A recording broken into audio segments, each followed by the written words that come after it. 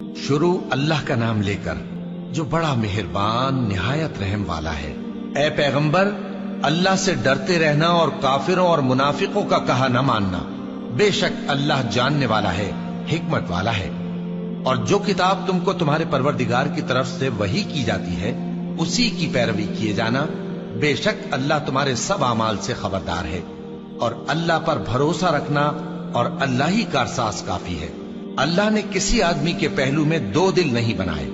اور نہ تمہاری بیویوں کو جن کو تم ماں کہہ بیٹھتے ہو تمہاری ماں بنایا، اور نہ تمہارے لے پالکوں کو تمہارے بیٹے بنایا۔ یہ سب تمہارے منہ کی باتیں ہیں، اور اللہ تو سچی بات فرماتا ہے اور وہی سیدھا رستہ دکھاتا ہے۔ مومنو، منہ بولے بیٹوں کو ان کے باپوں کے نام سے پکارا کرو کہ اللہ کے نزدیک یہی بات درست ہے۔ اگر تم کو ان کے باپوں کے نام معلوم نہ ہو تو دین میں وہ تمہارے بھائی اور دوست ہیں، اور جو بات غلطی سے ہو گئی ہو اس کا تم پر کچھ گناہ نہیں، لیکن جو قصد دلی سے کرو اس پر معاوضہ ہے، اور اللہ بخشنے والا ہے، مہربان ہے۔ پیغمبر مومنوں پر ان کی جانوں سے بھی زیادہ حق رکھتے ہیں، اور پیغمبر کی بیویاں لوگوں کی مائیں ہیں، اور رشتہ دار آپس میں کتاب اللہ کی روح سے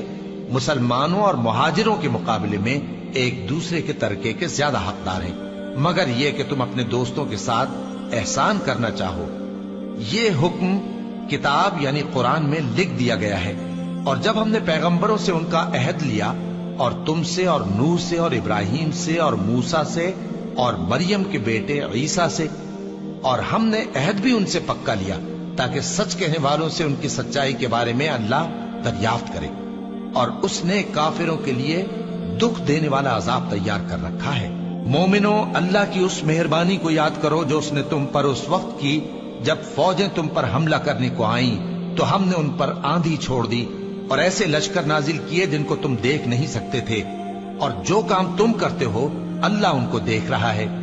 جب وہ لوگ تمہارے اوپر اور نیچے کی طرف سے تم پر چڑھ آئے، اور جب تمہاری آنکھیں پھر گئیں اور دل مارے دہشت کے گلوں تک پہنچ گئے، اور تم اللہ کی نسبت طرح طرح کے گمان کرنے لگے، اس موقع پر مومن آزمائے گئے اور سختی سے ہلا ہلا دیے گئے۔ اور جب منافق اور وہ لوگ جن کے دلوں میں بیماری تھی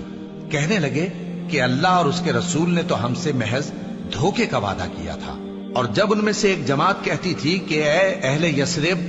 یہاں تمہارے ٹھہرنے کا مقام نہیں تو لوٹ چلو، اور ایک گروہ ان میں سے پیغمبر سے اجازت مانگنے اور کہنے لگا کہ ہمارے گھر کھلے پڑے ہیں، حالانکہ وہ کھلے نہیں تھے، وہ تو صرف بھاگنا چاہتے تھے۔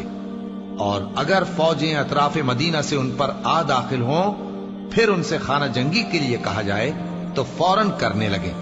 اور اس کے لیے بہت کم توقف کریں،